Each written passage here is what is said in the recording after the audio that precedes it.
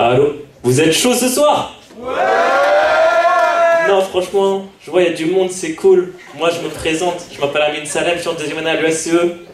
Je suis algérien. Bientôt français, Inch'Allah. Non, du coup, là, c'est mon premier sketch dans toute ma vie. Et j'ai appelé tous mes potes hier, tous mes cousins, toute ma famille. J'aurais dit, vous avez quoi comme conseil à me donner? Ils m'ont dit, viens en costume, mec. Mais je sais pas si vous avez remarqué en 2017, les rebeux et le Renault en costume, ça fait chauffeur Uber ou vigile. Non, véridique, la dernière fois j'allais en boîte avec mes potes, moi j'étais en train de conduire parce que je fais Sam, je bois pas, pendant qu'eux ils étaient en train de rentrer, enfin pendant qu'ils étaient en train d'essayer de rentrer, parce que le costume ça valide pas l'entrée pour les rebeux et le Renault encore. Et c'était pour dire que voilà, il y a deux meufs qui viennent me voir, un peu alcoolisées, elles me disent, excusez-nous, on n'a plus de batterie sur nos téléphones. Est-ce que vous pourriez nous ramener pour 25 € à Villeneuve-la-Garenne? Et là, j'ai répondu la phrase que tous les taxis kiffent répondent à nous, les banlieusards. Désolé, je vais pas en banlieue. C'est quoi cette phrase de merde? Mec, t'es taxi. Le principe du taxi, c'est tu vas où je veux. C'est quoi le délire? C'est comme si une pute, en plus de la payer, tu devais la draguer avant de baiser. C'est quoi ce délire? Non, franchement, parce que moi, je suis banlieusard, j'habite dans le 9-4. À chaque fois, je me fais recaler par des taxis. Mais mec, taxi, tu vas où je veux, donc si t'as pas envie d'aller où tu veux, frère, t'es un automobiliste. Donc tu vois ta plaque de taxi, tu vois ta licence à 200 000 €, tu te la mets dans le cul, tu vas te faire foutre. Non, du coup, je vous ai dit, moi je suis algérien, mais j'ai grandi à Annecy. Je sais pas si vous connaissez Annecy. Il y a des gars d'Annecy ici? Hein? C'est cool, franchement c'est cool, tu sais, c'est une petite ville entre Lyon et Grenoble. Mais le problème d'Annecy, c'est qu'elle est tellement pourrie qu'il n'y a pas le point sur la carte météo, tu vois.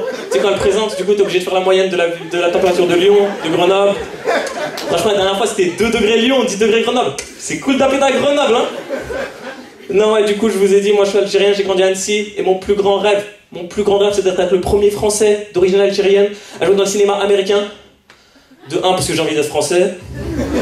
Et de 2, parce que je trouve que le métier d'acteur, c'est le plus beau monde. C'est t'es payé avant de jouer, tu sais, tu peux faire une grosse merde et t'es payé quand même. Non, franchement, c'est cool. Et moi, j'ai commencé à arriver avec le cinéma américain, avec les films Rocky. Je sais pas si vous connaissez la saga Rocky. C'est Rocky, c'est un gars, il a pas de meuf, il sait pas se taper, il est maigre, il est alcoolique, il a pas de boulot, il a pas de permis, que des galères. Il fait 3 semaines dans une salle pourrie en banlieue, il fait 3 pompes, 3 abdos, il devient champion du monde. C'est quoi le délire, frère? Non, son coach, pour vous dire, tellement il était pourri, les Américains ils nous vendent du rêve, il meurt en tombant dans les escaliers. Véridique, dans Rocky 3, il meurt en tombant dans les escaliers. C'est quoi ce délire, frère? Non, moi je me suis dit, vas-y, c'est bon, je vais devenir boxeur. Il y a 3 ans, je suis arrivé sur Paris. J'ai commencé par les pompes, moi j'ai eu 6 mois de Red Sport.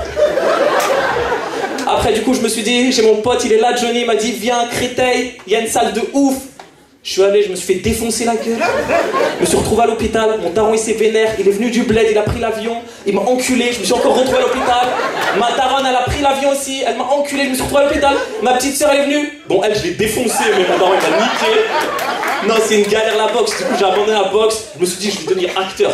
Je vais sur des cours, le cours Florent, je sais pas si vous connaissez, je cours des cours. Je me suis renseigné, mais c'est foutu pour nous les rebeux acteurs américains. On est condamnés à jouer terroriste. C'est quoi? En plus terroriste c'est de la merde, tu vois, c'est dans la vraie vie et pas dans la vraie vie c'est de la merde, c'est de l'intérim, clic, boum, fini. Tu sais, je peux pas faire terroriste dans Expendables 1 et faire terroriste dans Expendables 2. En théorie je suis mort, frère. Je fais comment? Non, c'est vrai. Mais il y a d'autres clichés dans le cinéma américain. C'est cool, je vois vous applaudissez. Ça fait 3 ans que je travaille, 3 ans devant mon miroir, je galérais à me raser, hein. Non, franchement, c'est cool. Ouais, non, mais c'est foutu pour... Enfin, les seuls qui ont un peu évolué, tu sais, c'est les Chinois. Maintenant, ils peuvent faire soit karatéka, soit informaticien. Ils ont 2 choix. Non, ouais, du coup, je vous ai dit, c'est foutu pour nous. Du coup, je me suis dit, je vais me lancer dans le cinéma français.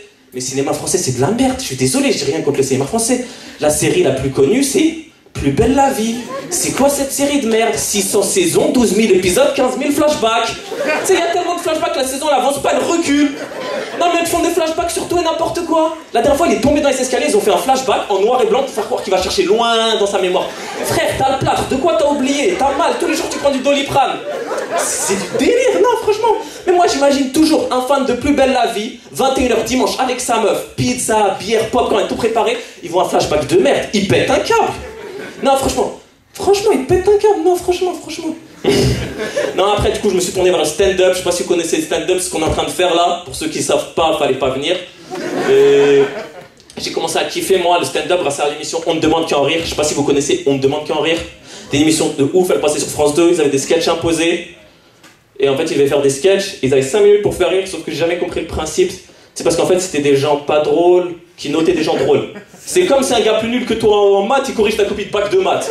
C'est quoi là? Tu t'y connais pas, comment tu peux dire c'est pas drôle, frère? Non, et du coup, Je vous ai dit, mais de toute façon, en 2017, tout part en couille. C'est vrai, la dernière fois, j'ai vu sur Facebook, 2 PD, ils ont baisé, il y en a un, il a accouché. J'ai rien contre les PD. Mais j'imagine, juste le gosse, il rentre dans la chambre de ses parents sans faire exprès. Salut papa, salut tonton. Non, franchement, ça le fait pas. Mais j'ai rien contre les PD, je vous le dis. Mais de toute façon, en 2017, tout part en couille. La dernière fois, j'ai vu des chauffeurs de métro faire la grève et frauder le métro. Payez le ticket, payez votre salaire au moins. Tes gosses, ils ont faim.